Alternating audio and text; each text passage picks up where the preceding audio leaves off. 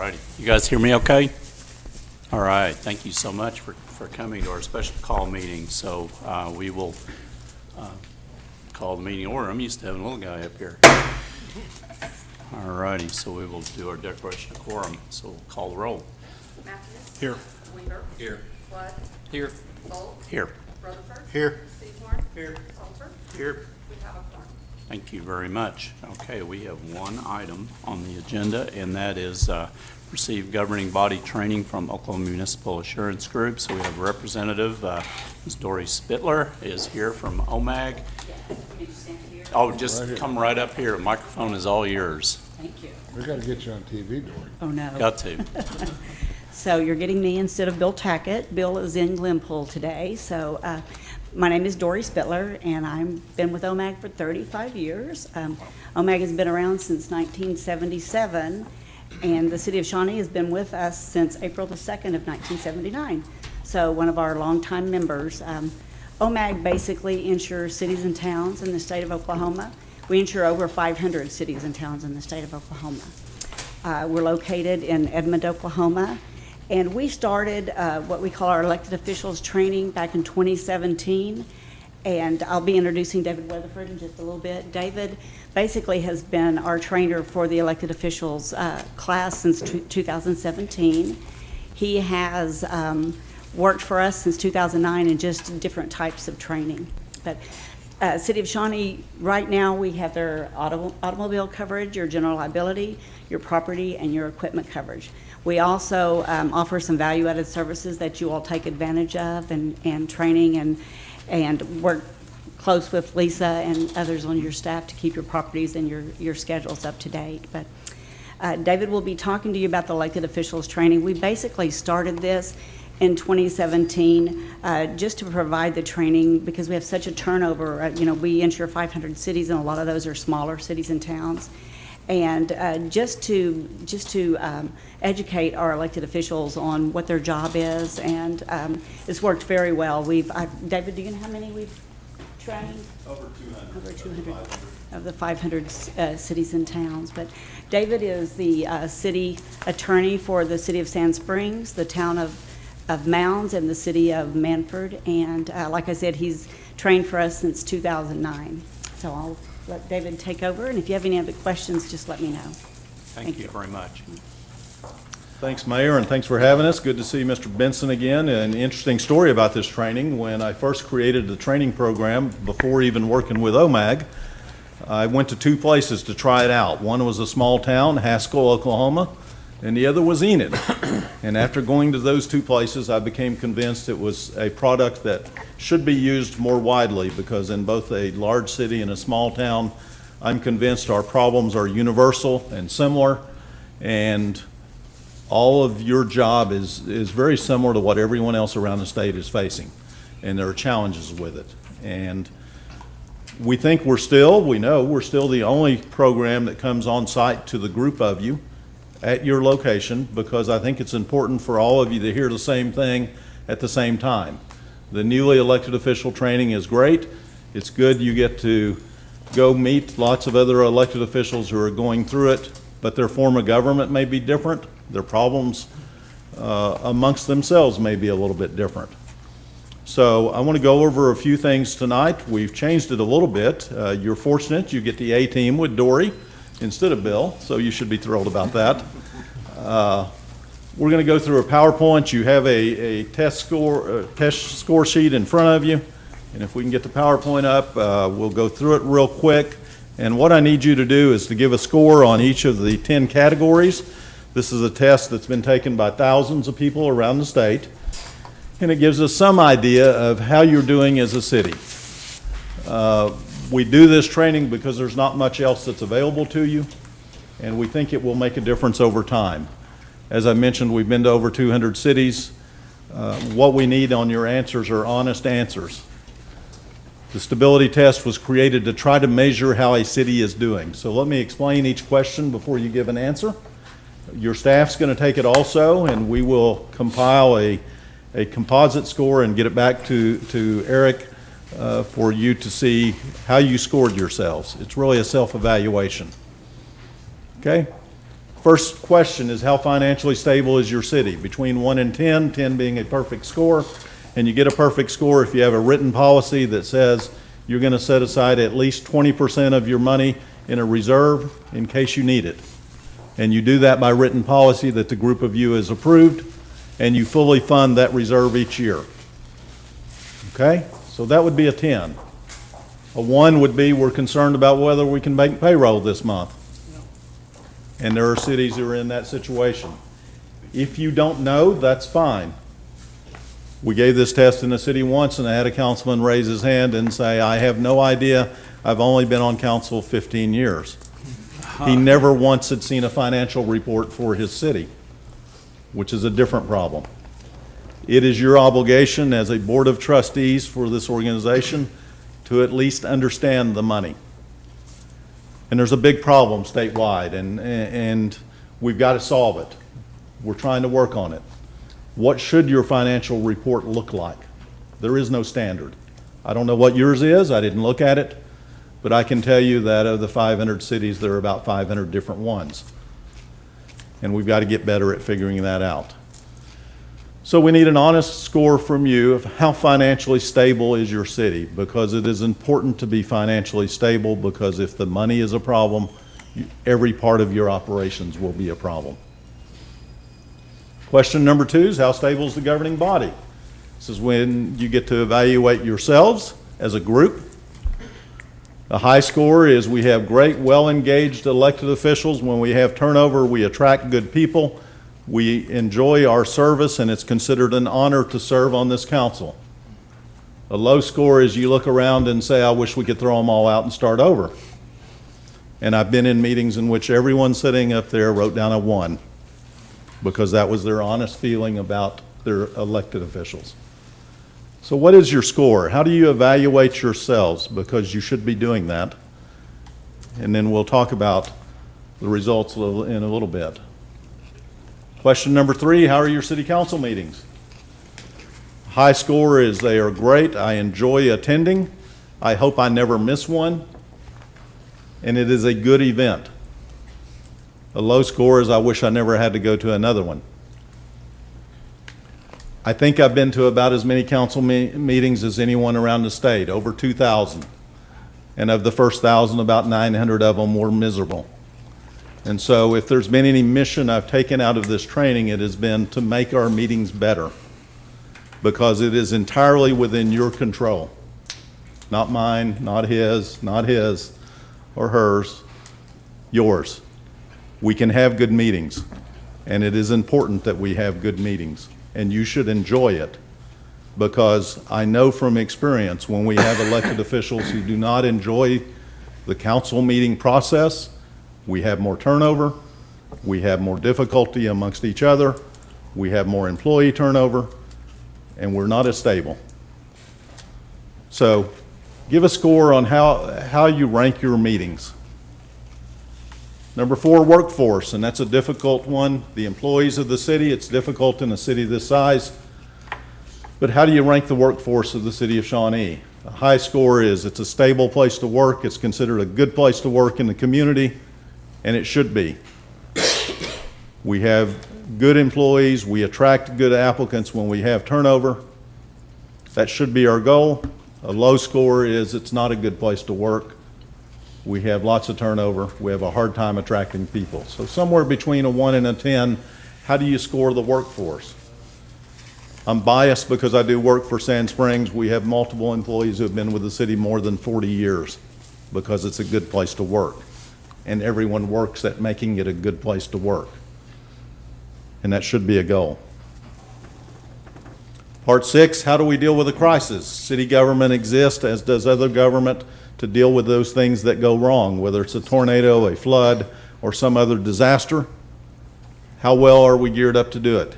And the question for you is, do you know what your role is? Do you know what's supposed to happen if there's a police shooting?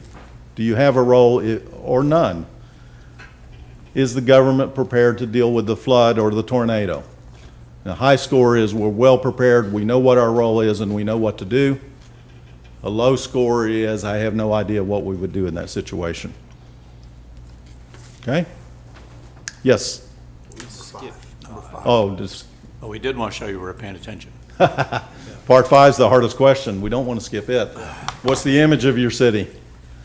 Public image is a hard thing. Facebook didn't fix it. If anything, it's made it worse. A high score is there's a lot of confidence and trust in us as an organization and as a city government. A low score is there's no public confidence in this governing body or the city. So what's the public image? Takes work to improve it, but put some thought into what does the public think of us? High score is you're considered a leader in the region, and they trust their government to be involved in what's going on in the area. Okay? 6, we did. 7, economic development. An interesting question. Mr. Benson will know from years ago, cities were not actively involved in economic development. That changed when a lot of the federal money went away, when grants got harder, and we became more and more dependent on sales tax. So a high score is the city has an active role in economic development, and we consider it an important part of what we do. A low score, and we see this in places, we've chosen not to be involved in that. We don't see that as our job. We don't see that as our role. And you as elected officials get to decide the extent of your involvement. Number 8, how well do we do with planning and goal setting? A high score is we're all on the same page with the administration. We outline what we want our city to be in 20 years, and we do a good job of putting thought into it and working on it, whether that's through a capital improvement plan, a comprehensive plan, zoning updates, or as a group setting goals for your organization as a group of elected officials. A low score is we don't spend any time on that. And there are some cities, I know of one we're helping now, had not had a planning discussion amongst their elected officials in at least 40 years. None. Didn't think it was a part of what they do. It is. So how well do you do in planning and outlining the goals for your community? And it's an interesting point with that one. You are the think tank for the city of Shawnee. There isn't another one. Others who may sit around the coffee shop or at the local restaurant may all have opinions about what they want your city to be in 5 years, 10 years, or 20 years. The group of you get to decide, and it's a part of your job. Number 9, administration. This is where the city manager cringes and says, I wish he didn't ask that one, but it's really not directed at the city manager. It's upper management of the city. Is it a stable place to work? Is it a stable place in administration? We know in the business world, stable management leads to better results than instability. So how stable is the administration, whether it's at the department head or and above level? How stable has it been as an organization? Because we want stability. To have long-term success, you've got to be stable as an organization. We were in a city that had 8 city managers in 2 years. Think about that. Did they make 8 bad hires in 2 years? Not a model of stability when you do that. So a high score is we're stable. If we have turnover, we attract good candidates. It's considered a good place for upper management to work, because it should be. A low score is that city that has just constant turnover, doesn't pay what they should, and is a difficult place for an administrator to work. And we can identify some of those around the state, can't we? We can. And number 10, how do we communicate as an organization? A high score is I'm getting the information I need to make the decisions I'm involved in. A low score is I wish somebody'd tell me what's going on around here. So between 1 and 10, how do you rank communication? Dory's going to collect those from you, and we'll get a composite score, and then we're going to talk about how to get better and what it means and why the test is different. We're doing something a little bit different. Bill and I both, he's in Glenpool, but we've revamped it a little. We don't write anything specific for where we're going. You're seeing the same information that Glenpool's seeing tonight. You're seeing it in the same order, in the same PowerPoint. And as we've done this a couple hundred times around the state, we've tried not to get into making it specific for where we're going, because It shouldn't be that way. I'm convinced the problems are consistent.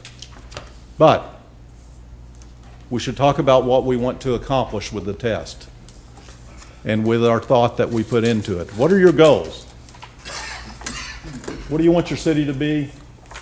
Can we improve, and how can we do it? And your staff's going to fill out the same test, and we'll compile those later.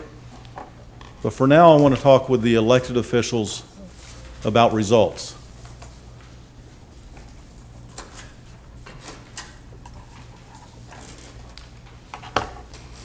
Financial stability, what should be your goal? And I don't know the answer, but I want to talk about it a little bit. Do you have a written policy that outlines what your reserve should be? And I don't know. Mr. Benson, do they? We have a policy, it probably needs expansion. Okay. It does need expansion. Do you agree, But- Jacob? Do you have the guidance you need to do your job? You could use more, couldn't you? Do you have a written reserve policy that says we're going to set aside this amount in reserves? Okay. We do. First, I won't name the city, but there's a good-sized city in Oklahoma that did one about 2 years ago. For their first 100 years of existence, they didn't have one. When we started doing this training a number of years ago, even before OMAG, I think there were 1 or 2 in the state, not counting Oklahoma City and Tulsa. The bigger cities, Oklahoma City and Tulsa, have been very regimented in doing that. But I think there were 1 or 2 in the state. So I don't ask any of this to embarrass you. I really don't. You're not alone.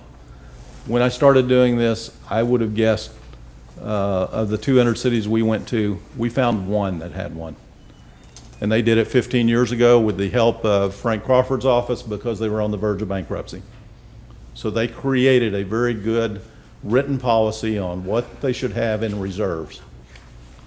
So for each of you, any thoughts? Is that a priority to you?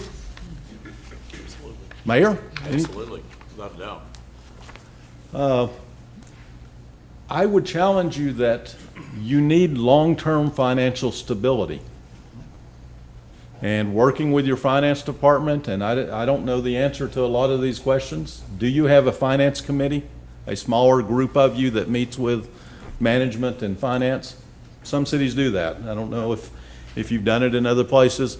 It's one of the things we've seen in some cities that gives you the ability to get very detailed financial information for a committee of 3 of you that helps you advance what you want to be in 5 years. There's a city that tried to implement this. They passed a reserve policy that set a goal of getting to 10%, to gain 2% a year. They couldn't do it. So this is not something you should think about as a quick fix. Boy, we want 20% reserve and we want it next week. That's not going to happen. Most places, that's just not possible. I know of a big city that went from a 2% reserve to a 1%. The 20% is a recommendation from Frank Crawford's office, the leading financial advisor for cities.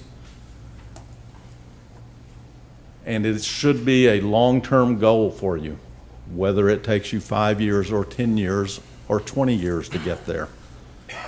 You as an elected group get to make the policy and adjust it and help get there.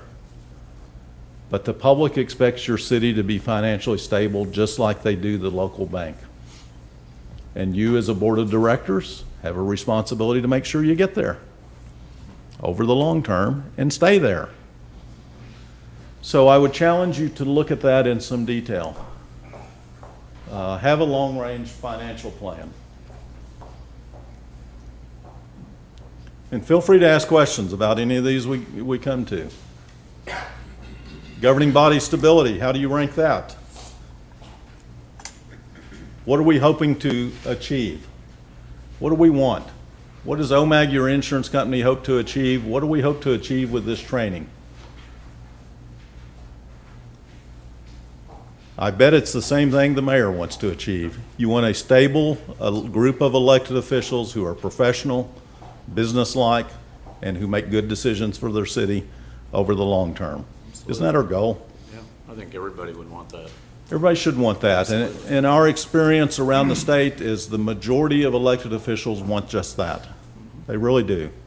They have good intentions in serving on city councils. And how do we get there? I'm convinced good elected bodies, a good group of elected officials attract good people to serve with them. Those who behave well, who get along well, who work well together, attract very good people to serve with them. And those who don't attract the opposite. They just do. History repeats itself. Unfortunately, we get calls to come to cities because it's so broken they can't get along with each other. I did this training in which the council members would not sit at the same table with each other. They sat in the back corner of the room. It's a sign that it's broken. A part of having a stable elected group is that you get along with each other, whether you disagree or don't agree on issues. You've got to find a way to work well together and get along with each other. Probably no one's pointed that out a whole lot, but you've got to. It's got to be a good, pleasant experience for each of you. And if something goes wrong, it's first up to the mayor to solve it and up to the group of you to solve it if it's a behavior issue amongst yourselves. It's not his job or his job. I had a call about that on Friday in which the city attorney said, I've been asked to try to solve this disagreement amongst council. And you can't. It's the mayor's job. Don't do somebody else's job. All of us have a limited role, and we've got to stick to what our role is, or we cause problems. Just like in your form of government, his job is very different than yours. He gets to deal with the employee issues. You don't. And probably no one's told you, but some things in the city are none of your business. Same as some things are none of the business of the city attorney. Some things are none of the business of the city clerk. Some of them are none of the business of the mayor. By charter, certain things are his job. And when we blur those lines, we create instability. And it doesn't work. We've seen it over and over. So set good goals for what you want your governing body to be. I think one of those is we're going to find a way to work well together. I can guarantee you the most successful cities in the state are those who have found a way to work as a team. And it's not the governing body against the employees or the administration or the management. It's everybody on the same team with common goals. That is the key to success in city government. It's no different than basketball. Best talent doesn't always win, best team wins. And if you can find a way as a group to create that sense of teamwork in which we're all on the same page, you will be more successful than those who don't do that. Guaranteed. Meeting goals. How do we find a way to make it enjoyable?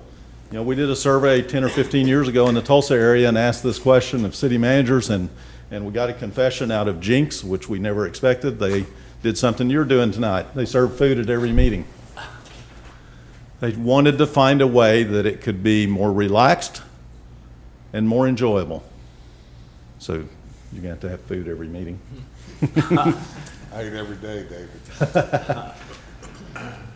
It's something all of you should put some thought into. How do we make our meetings better?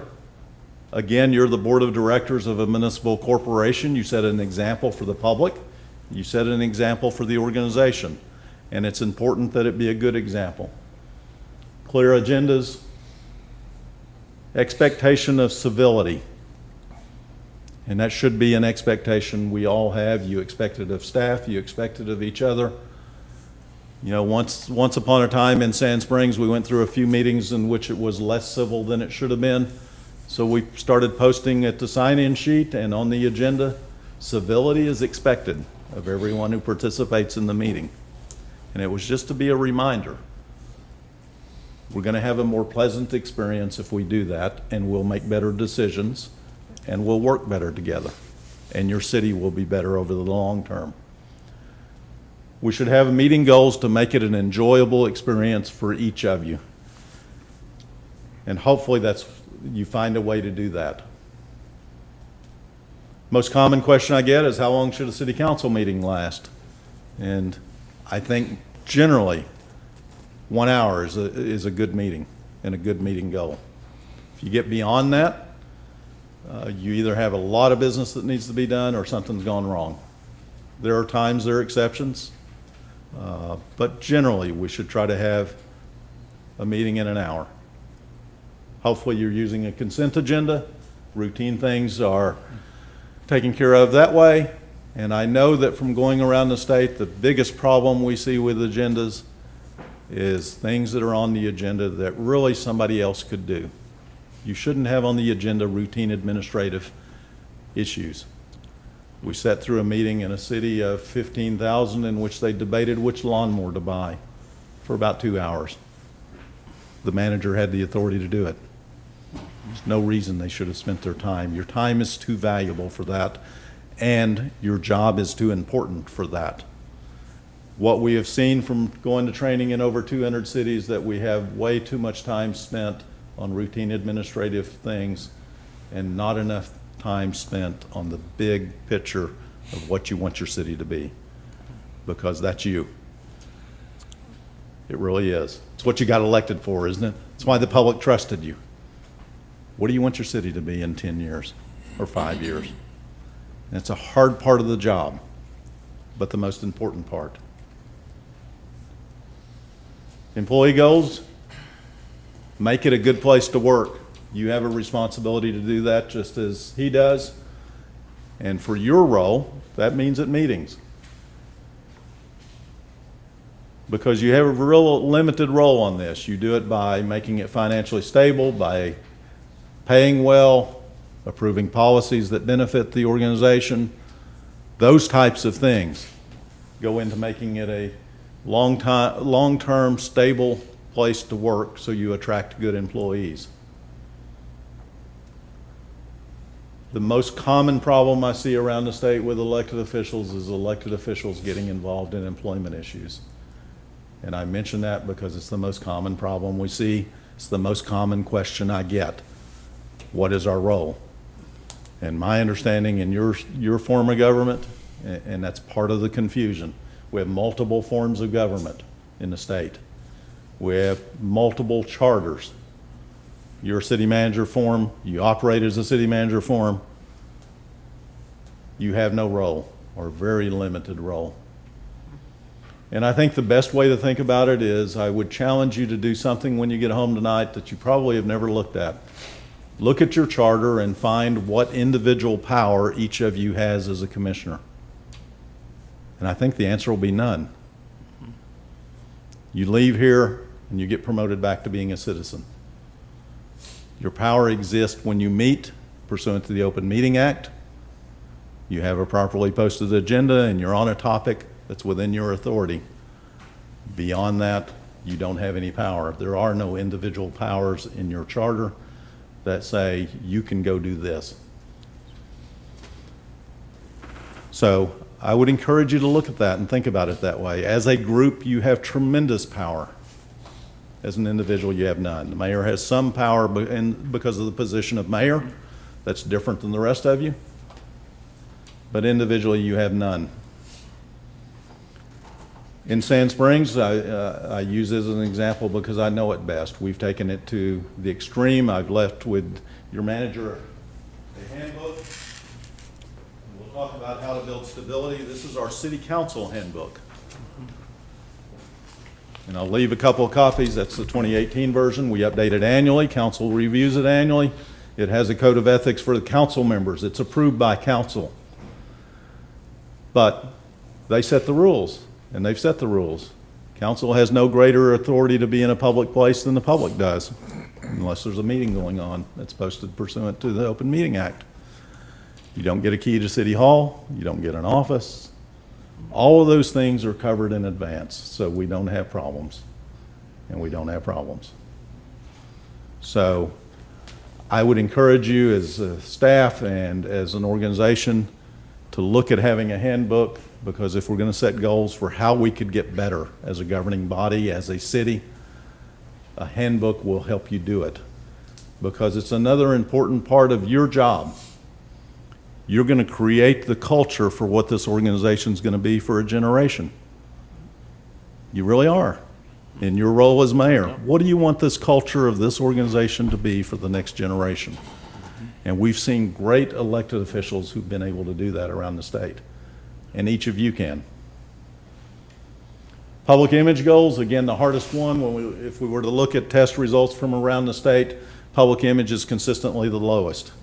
For you, the group of you, it's amongst the lowest scores. It just is. It's hard to deal with. We're living in an era in which everyone hates government, everyone dislikes the city, they show up when they have a problem, and you can't do anything right. And if any of you are newly elected, we know from taking surveys, how many of you are new? First 2 years maybe. Anyone? 3 of you. We've taken lots of surveys of elected officials, and one of the questions was, what should the newly elected official expect? And guess what the overwhelming answer is? They will get a call from someone who's tried to get their way at City Hall and had been told no, and they started over again with a new person. It's usually a reason they were told no. Overwhelmingly, that's the advice experienced council members would give new ones. Expect some of those calls are from those who've tried to get this very same thing done and have been told no. So ask that. When you get calls from someone who wants something at City Hall, ask them, have you tried to do this in the past? And it'll give you a lot of insight. Probably they have. Crisis management's just being prepared. You have, like every city, you have well-prepared crisis management team members in police and fire, public safety, management. They spend a lot of time getting ready. Understand what your role is, if any.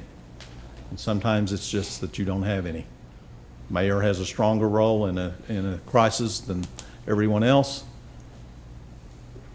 Economic development, again, you have scores that have a wide variety, but some of the low ones. So what are we trying to accomplish? Again, when I went through the test, I explained this is one you get to decide. And it's not just saying, I'll give you an example. We had a mayor in a very small town tell us their economic development goal was to have a Dillard's. Well, it's never going to happen in that town. What are your economic development goals? How much time have you spent on that as a group? And have you put them in writing?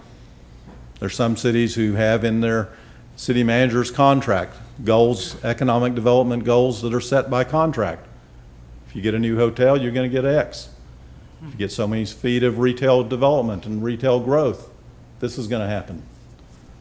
Some cities are that specific in setting economic development goals. Others are not, but it really is up to you as a group. Where do you want your city to go in the next 5 years, 10 years? And if it's economic development, you've got to get on the same page, you've got to set clear goals, and you've got to be on the same page with the administration. I once had a councilman who voted no on a new Walmart in a city, and it was a city with a Walmart that was losing a Walmart. And the city could have a role in getting a new one. It was close to 50% of their sales tax. And a councilman who said, no, I want my city to be what it was in the 1950s. And that was his choice. He's elected to make decisions. He wasn't in the majority. But as a group, it's important to get on the same page and set those goals. Do you own land for development? One of the most frustrating parts of economic development is being dependent on others. Probably the most frustrating part you've had to deal with in economic development projects. Saying in the industry is economic development moves at the speed of greed. And then we have a lot of cities in Oklahoma who are in the land business. Own the land and control your own destiny. And that's, again, up to you. Some can do that. Planning and goal setting, I would encourage you to meet on a regular basis. Again, an example, not something you have to do, but in Sand Springs we have a quarterly lunch that's designed for long-term goal setting. Try to set one topic that's going to be the emphasis, whether it's economic development, financial stability, whatever it may be. We do that at least quarterly, 4 times a year. They're a part of our regular meeting schedule, And we've done that for years, and it helps. So really, it's a question of whether you've used your most scarce resource to set your goals, and that is time, not money. How much time do we dedicate to this? And how much should we be dedicating to it? And I would encourage you to look at that, because the more you can spend on that, the better you will be able to do. Administration goals, again, you want to have stable management, clear, reasonable expectations for management. It's unfair to managers to not know what those expectations are. It's also unfair if 3 of you have one opinion and another 3 have a different opinion, and you expect the manager to sort it out. You as a group have to sort it out. They can't solve your problems. Find a way to create a team. In communication, how do we have some uniformity, set expectations so that we know that we're getting the right information? And again, that's been a problem statewide. We're working on financial reporting to have some statewide uniformity. Hopefully we'll get to that point in the near future. A few cities have created a communication plan. I would encourage you to look at that. That's a good long-term goal so that you know what to expect. It's unfair to the manager, no matter who the manager is, for one of you to want one level of detail and another one to want a different level of detail. There's got to be some uniformity. How do the management report to you so you know you're getting the information you need? Questions? I think that finishes what I was going to cover, but be glad to answer questions. I don't know how much time we have. Or if there are things you want to cover that we didn't. How much time do we have? Till 6:30, Counselor. We have plenty of time. Plenty of time. 6:30? Six. Well, I was trying to eke out a little bit. And if you don't ask me questions, I'll ask you questions, so it'll get uncomfortable. No, One of the, just kidding. I have a question for you, sir. Sure. I was just wondering how do we properly navigate the Open Meetings Act and these goal setting and goal adjustment opportunities to where we can, it's hard to get us all in the same room and have open discussions and to walk through some of this stuff without having issues there. And, Great yeah, question. Yeah. I first became a city attorney in 1988, and tell you a quick story, and it will give you some idea of where I'm going to go with the answer. 2 days after I was hired, the mayor called me and said, I've got a meeting tomorrow. I don't know if I need to have you there, but I thought I would let you know. And I said, okay, who's the meeting with? And he said, I don't remember the guy's name, but he's got those funny initials after his name, OSBI. And I said, well, I probably should be there. Why is he wanting to talk to you? And he said, well, we forgot to tell you when we were hiring, there's an OSBI investigation of Open Meeting Act violations. There are criminal penalties if you violate the Open Meeting Act, for you, not us. So, and there have been charges filed against some who do it. 1988, when I had that incident, I think was the last time we've ever been accused in one of my cities of violating the Open Meeting Act. We take it seriously. We go above and beyond. We're going to err on the side of safety, because if we don't, as an attorney, our client gets in trouble, right?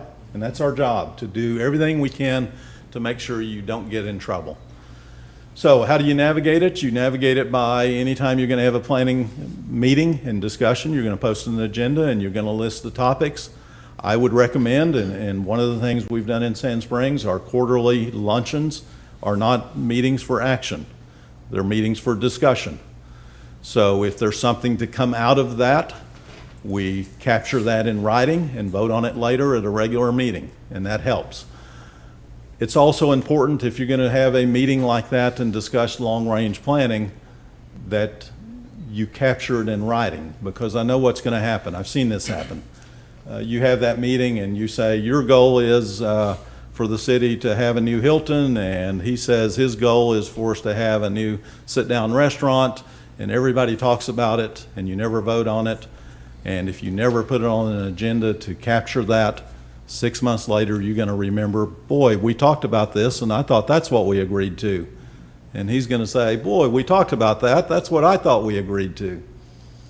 Getting it in writing later in a resolution will avoid those disagreements and those problems. But to your question, you've got to post an agenda. If a quorum is going to meet, you've got to post an agenda and have public participation available.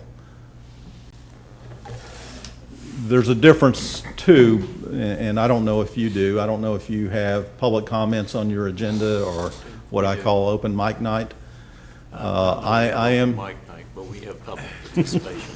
I am extremely paranoid to make sure we go above and beyond to avoid open meeting violations, to the point I don't, and it's 50-50 around the state, I don't agree with public comments on the agenda because it opens up the risk that you will get yourselves in trouble. And I'll give you a perfect example. Someone in public comment says, Mr. Flood, you live right down the street from me.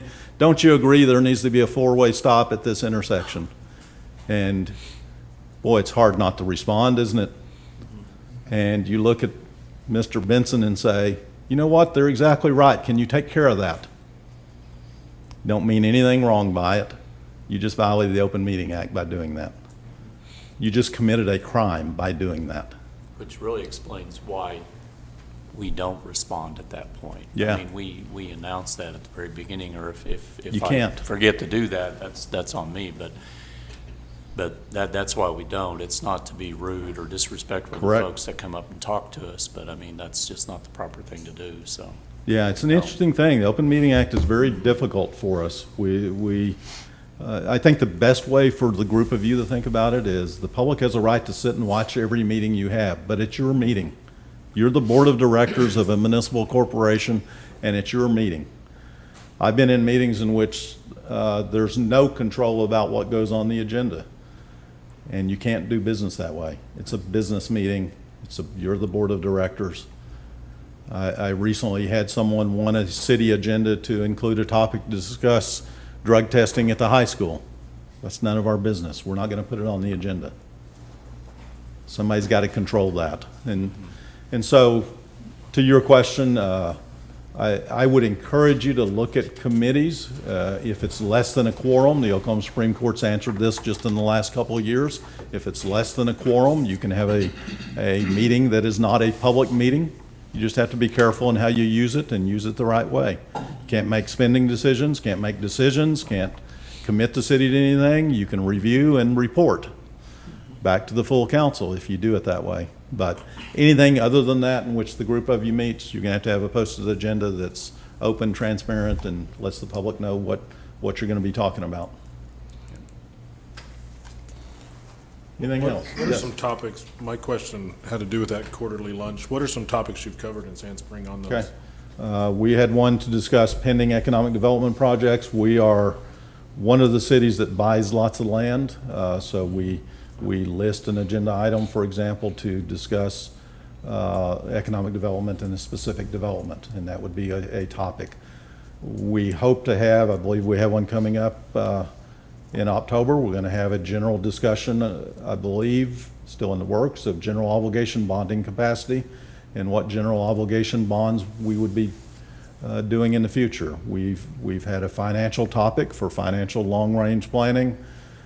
We try to have some training component as a part of it. Training is not a one-and-done thing, and we commonly do that by covering whatever topics have come up in the last 3 months statewide that we can advise the council about. And there have been several state audit reports in the last 3 months that council members should know about, I think. One of them in which a city was contracting with the mayor. Can't do that. Criminal charges have been filed, but I would imagine. we want to cover problems before they become problems.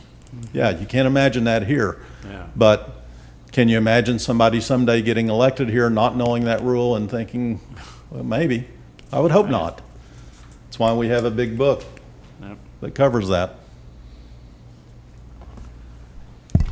What's the least enjoyable part about your job? And I'll pick on the three new guys. What's been the hardest or least enjoyable, Mr. Matthews? 2020 wasn't very enjoyable. Correct. COVID's been Just difficult. the whole year. I think sometimes feeling like we don't have the full capacity to explain the whys. Yeah. It's complicated, isn't it? Yeah. Much more so than probably you thought when you ran for office. Sure. City government is complicated. We're heavily regulated. Everything we do is regulated by somebody, usually multiple people, isn't it? So it is difficult to explain. Yeah. Good. Mr. Weaver, what's been the hardest part?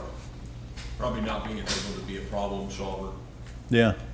being in a position that, being elected, the anticipation of the public is that you can help solve my problems, and that's just not the case. You know, we can work toward them, but being able to solve the problems has been real difficult as an individual. Yeah, that frustration will continue. I predict. I wish I had an easy answer. You know, city managers spend a lot of their time dealing with public complaints, public issues that really the city can't solve. Some of them very simple, but again, we're so heavily regulated, we can't spend public funds on private property. Lots of things are just difficult for us. The public expectations don't align with reality, do they? With what the city can do. Because I think the public thinks of the city as the community, not as a municipal corporation that is regulated in how it spends money, how it collects money, and how it operates. And we're very heavily, it's not the community, it is an organization. And I think that difference is hard for the public to understand. Part of it is we don't teach civics near as much as we used to, do we? So it's an interesting question. I think yours is probably very similar to a lot of others who are new. Mr. Flood, you're fairly new. What about you? What's either been the most difficult part or surprising part about being in this role? I believe I am a fixer, and I'm a guy that loves to help people navigate and walk through problems. And there have been several things that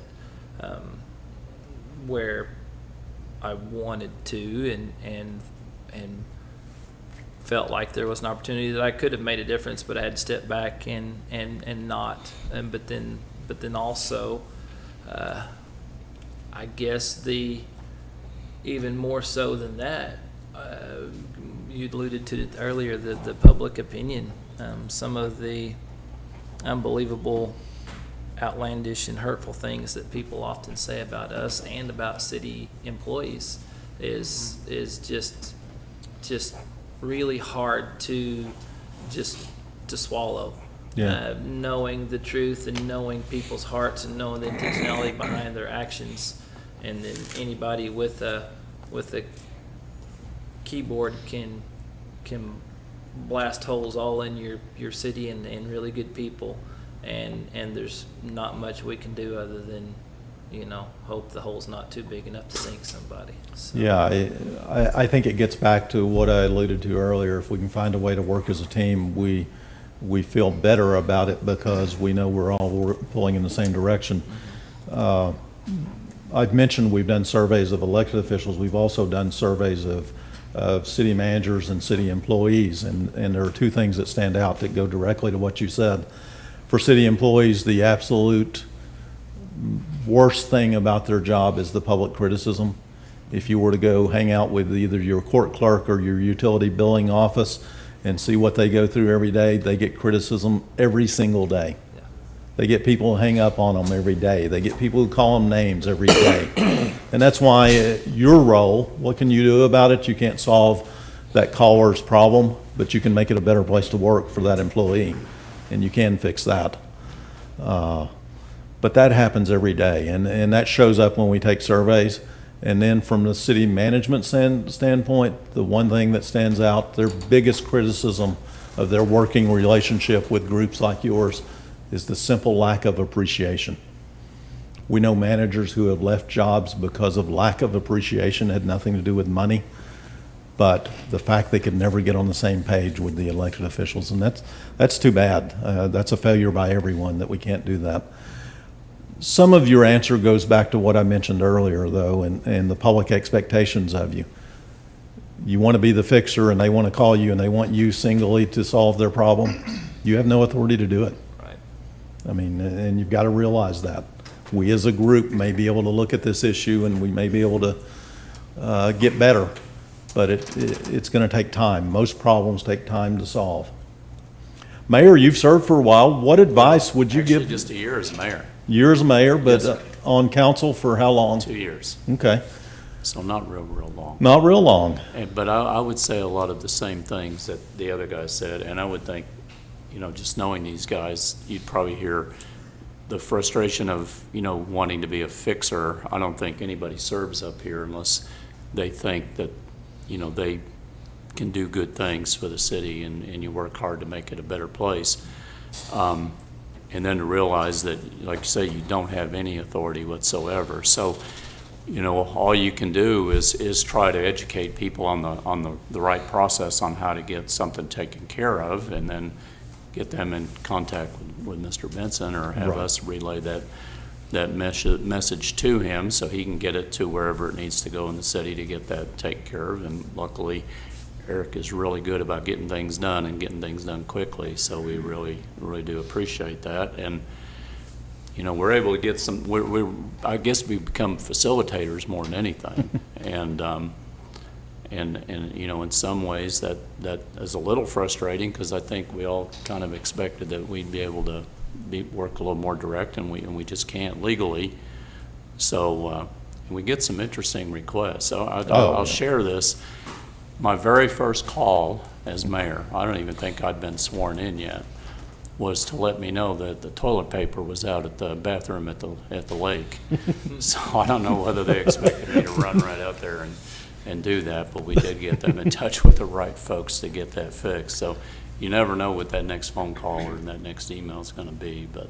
And I don't want it to sound like we shouldn't take seriously serving the public. Oh, absolutely We're all not. in the public service business. Absolutely. And But we have different people in different Yep. roles, and your role is so much more important than that, isn't it? oh, absolutely. I mean, it really is. The public has entrusted you to decide a direction for your city for the next number of years, Absolutely. and there's no one else to decide that. Yep. There really isn't. Mr. Rutherford, how long have you been on council? 5 years. Okay. What, enjoyable? It has been. It's had its ups and downs, but as a whole, it has been. I think we've made good progress. What advice would you give the three newer guys? Well,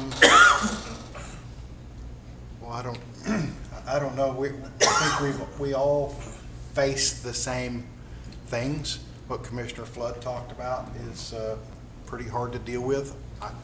I know everyone up here, and we all take things personally, and that gets very difficult when it feels like someone's coming after you as a person, but you know the answer. I mean, you know yourself, and you know what this body can do as a whole, but they're still coming after you Yeah. personally, and it gets, that's the hard part. But we've got such good support here, we've got such good staff, that we can overcome it, and it's good. It's, people need to do this job. I don't want to discourage anyone. Sometimes I will say, why would you want to do that? But we need to. We need good people Absolutely. to keep doing this. Yeah, and really an important part of your service is serving in a good way so that only good people will want to do it, who have good motives. That really is important. We see that over and over. I said early on when I was making the decision to run the first time, is it seemed like in the past it would be someone with an axe to grind, Right. which is not the way to do it. It's too many years of your own life just because you've got one issue. Right. You need to be doing it to make the city better as a whole, what can you do to contribute? Yeah. Not because you have an issue. And we had Exactly. seen that, and since then, I don't think, we haven't seen that in a number of years. It's been way better. That's good. It gets back to what I said, good boards attract good people with good motives. I'd like to ask a couple Sure. of questions regarding open meetings that I Okay. think come up with us, and that way we can kind of get them out there. One, if we get emails from citizens, and if they send it as a group to all seven and management, how do we answer that correctly, or how can we answer that Okay. legally? The fear is that if you respond to the group, if all seven of you get an email and you respond as a group, and it causes a discussion, the fear is you become in violation of the Open Meeting Act by having a public discussion without posting an agenda.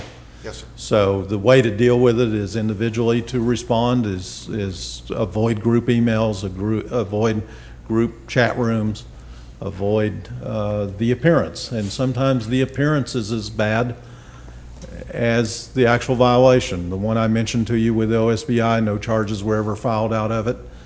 But the appearance of violating the Open Meeting Act caused a real stigma for a long time. It's hard to get past that.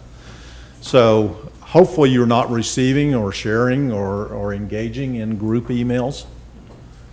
If so, I hope it's one way. Maybe it's the manager sending something to the group of you, but you shouldn't be responded to the group.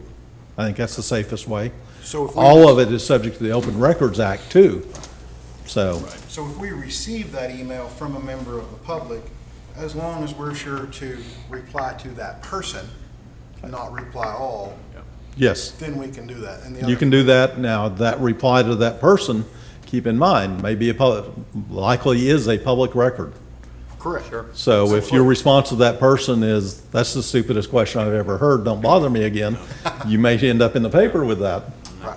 But yes, I avoid group discussions by email.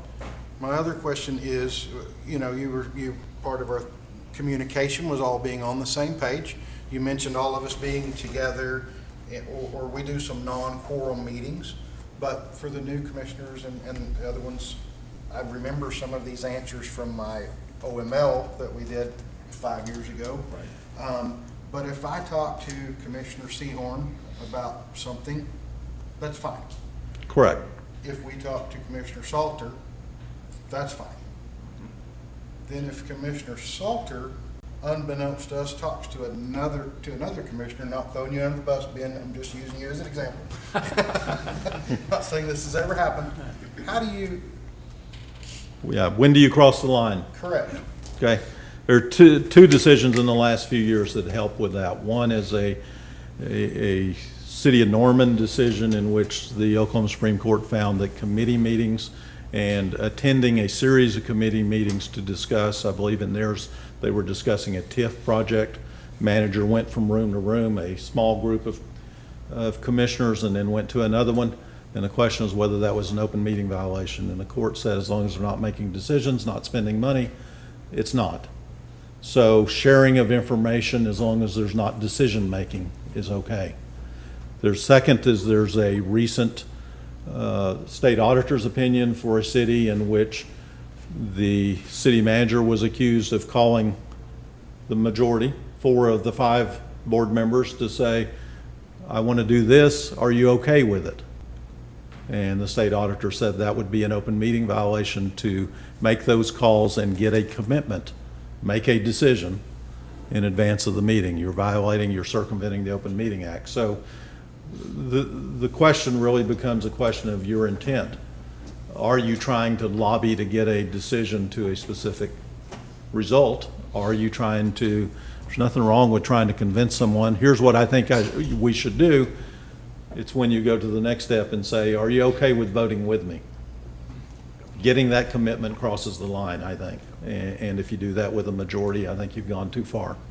And you need to rely on your attorney for this. I would bet it's pretty consistent with that. I mean, certainly with the Norman opinion, obviously the auditor opinion carries a little bit different weight. Right. But I think we're all very familiar with the Norman opinion and have had Yeah. discussions in line with that. Yeah, and it changed some things. There were some cities before that opinion who posted agendas for every committee, who really believed if 3 of the 7 were meeting, they had to post an agenda. You may have done that, but you wouldn't have been alone if you'd done that. Quite a few cities, city attorneys I'd talked to about that were doing that. It again is going above and beyond. It depends on the type of committee we have based on our charter. And Yeah. And then obviously the key components are whether or not they're taking action or simply meeting to make recommendations to the commission. Correct. It's a tough minefield. I mean, I think if you're guided by erring on the side of safety, the Open Meeting Act does not say that 2 of you can't talk to each other. I mean, I've had council members think that's what the rule was. It's not that rigid. You can talk to each other. Now, you shouldn't have 4 of you show up at the high school football game and talk about city business sitting together. And again, the appearance is sometimes just as fatal as the violation. There's nothing worse, the only thing worse than wrongly getting accused of violating the Open Meeting Act is actually violating it. But getting accused of it's not a good thing. You need to go above and beyond to avoid being in that position. That's another one, sir. We're all pretty civically minded individuals, and often we will get invited to the same events, whether it be a celebration of something or an opportunity to learn about different things, whether it be through the state or something like that. And there have been conversations about whether, even if we're not speaking to each other, whether 4 of us can be in the same room together. Can you clarify that for Okay. us? Great question. You've got good questions. These are tough issues. The legislature created an exception to the Open Meeting Act a few years ago to say that if it is purely a social outing, you're not required to post an agenda. So I take that to mean if we know that 7 of you are season football ticket holders to Shawnee High School games, you don't have to post an agenda. Now, you violate that if you gather in a crowd and make decisions, but that meets that social exception. The one that comes up that I get most often, what about the chamber banquet, chamber parade? For years in Sand Springs, we post an agenda. We don't expect it'll show no business is going to be taken. We err on the side of safety most of the time. We've gotten a little more lax since the legislature created that exception. What if the chamber's going to have a ribbon cutting? And we know that 4 of you are going to be there. To me, it makes a difference. Is it a city project in which the city was an economic development driver in it? If yes, I think you absolutely need to post an agenda. If it's some random new business coming to town, maybe not. It gets down to that final line. Is it city-related business? And if it's the chamber having an event for a city economic development project, I think I would post an agenda. It doesn't hurt to post it and go above and beyond. I'll throw another wrinkle at you. We outsource by contract through community service contracting a portion of our economic development. So the vast majority of all economic development projects, ribbon cuttings, things of that nature flow through that 501c6 organization. In that scenario, would you think if 4 or more were present, that we'd likely need to post an agenda regardless of what this body or the city staff's involvement has been in that project? And you're funding that organization by Not- outsourcing? Not totally, But some. to a significant degree. Safe answer is to post it. I don't know that it'd be a violation if you didn't, but the safe answer is to post it. Yeah.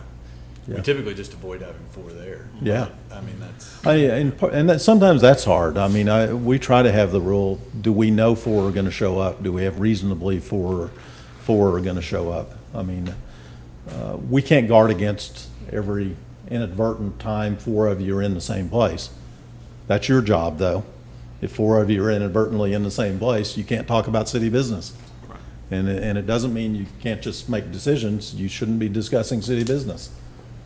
So it really is on you. The criminal penalty is for you, not him or any of us. But if we think about it in terms of what the act is trying to protect, is to keep the public informed when we have discussions about city business. It's what we're trying to do. It's what we should be trying to do. So they should know that you're going to be having that discussion. David, I have a Sure. subjective question. I want to revisit an issue. Okay? Probably the single biggest emotional hurdle that a commissioner or a city official encounters is the toxic social media. Yeah. What advice do you have? Do you manage it yourself? Do you have city employee dedicated to managing the city's page? Yes and no, but I mean the individual. No, I know. The stuff that they receive on their own email or on a Facebook post or something like that. I've been given advice in various ways. I know how I have, in my own mind, successfully dealt with it. Yeah, it's it's one of those where it seems like everyone loses. I mean, I once had a councilman who ran the city gossip page before he became a councilman. He seemed to think that was a good idea. Figured out real quick that as a council member, it wasn't going to end well. So he didn't want to continue that. The social media side is extremely difficult. It just is, because you can't control content. I know we keep using City of Norman as an example, but they had litigation over a council member's social media post and the use of social media by a council member.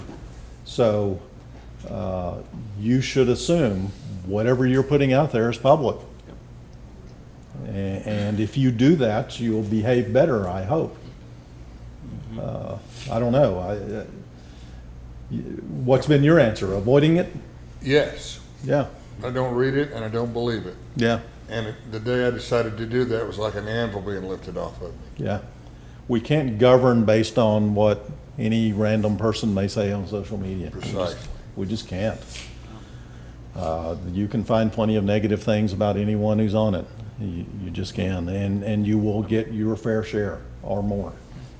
Just because of the position you hold, you're going to get criticized. It's hard. I mean, isn't that a hard issue? I wish we had time to spend on just that. What to expect when you get elected that's going to be difficult, and that's high on the list, isn't it? You're going to get unfairly criticized. If not the highest on the list. Yeah. Guess what? The person in your utility billing office is getting that every single day of their job. Every day, All day. their entire time. The court clerk, same thing. Continuous. Mr. Seorn, how long have you been on the board? 3 years. Enjoyable? Yes, Good. hadn't been too bad. There's been a few things that have come across that's been kind of hard decisions, but all in all, it's been pretty rewarding. Good. Probably for me,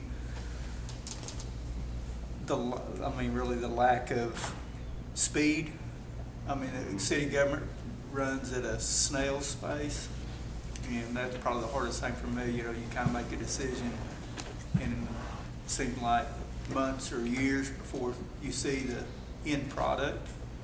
And I know, it's got to go in front of legal, just the process is really drawn out, which is, for a lot of individuals is costly, especially in the planning end of it. So that, for me, that's probably the hardest thing is just to see it drag out and drag on, and, months and months and months to get something done is kind of hard. Yeah. I can guarantee you mentioned development type projects. Land use will be the most difficult decisions you deal with as an elected official. They're competing interests. Somebody's got a stake in it, and there's no answer that's going to satisfy everyone. Those will, when we've surveyed elected officials about what's the most difficult decision you'll make as an elected official, it's zoning and land use. It just will be. The expectations from the development world are different than from the people who are spending somebody else's money. And it moves slow because you're spending somebody else's money. It's designed to be slower because it's somebody else's money, the public's money, and it always will be.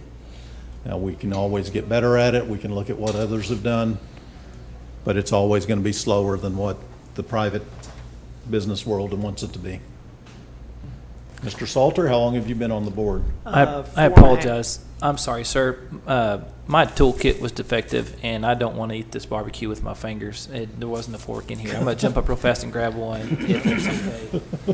I'm sorry. Didn't think that'd be a good look. I'm sorry. Thank you. Sorry, sir. I apologize. We all should appreciate that. Thank you. I've been on 4.5 years. I was originally appointed to fill a vacant position. And I really had some concerns because of previous attitudes of commissions. And I did not want to get involved with infighting and public, discussion. But it wasn't long that I figured out that we had a very good commission, and we still do. We get along, and our biggest thing is what can we do to make Shawnee better? And so, and Good. of course I get all those phone calls, but a little bit further from what the manager said, I don't have social media. I don't do social media. He solved it too. Yeah. And so, if my wife thinks I need to read something, she'll let me, see her phone, but she doesn't do that very often. But I handle that by, I just don't have social media. And somebody wants me to do something, fix something, then unfortunately I refer them to the city manager's office. Good. That's a good solution. We all should do that, right? It's part One of the last job. question. Sure. At least for me. We got 10 more minutes. You travel the state, you're well respected, and my experience tells me that you are an exceedingly clairvoyant view of particular communities and their strengths and weaknesses. Okay. What does Shawnee need to do differently from your standpoint? First, I would say something that I can tell you as an outsider. You should be very thankful that you have tremendous advantages that other cities don't. You have a great location. You're a good-sized city with lots of resources. You're not a small town in western Oklahoma that's struggling to survive. You have a university. You have the resources to have tremendous staff help. We see somebody in a job just like yours who has 1/10 of the staff trying to do some of the same things. You have advantages that you should appreciate that not many cities in Oklahoma have. And that is a tremendous benefit to each of you. With that comes a much greater responsibility. Your job should be at a higher level and more important. And that would be my observation is, I hope, and I have no idea, but I hope you're seeing a big picture view of what your job is. And I like to think of it as the board of directors and the think tank for your city that's going to dictate what your city is going to be in 20 years. And if you look at it that way, your job's tremendously important that no one else has been entrusted with. And think about the importance of that. And setting an example, setting a strategy for where you're going to be. Really important. And from your city standpoint, you've got tremendous advantages over 95%. You really do. So I would hope you appreciate that. Absolutely. Well, thanks for having us, Mayor and Mr. Benson. Thank you, David. Always good to Thank be you. here, and some of this is his fault for making me think we could do this training and make a difference. I think if there's one thing I think we've made a difference statewide on, meetings are much better than they used to be. It's good to hear. So I appreciate you having us. Thank you, Dave. Thank you so much. Thanks, sir. Mayor, if you could, you'll adjourn us so we can take a Oh. little break. We are adjourned.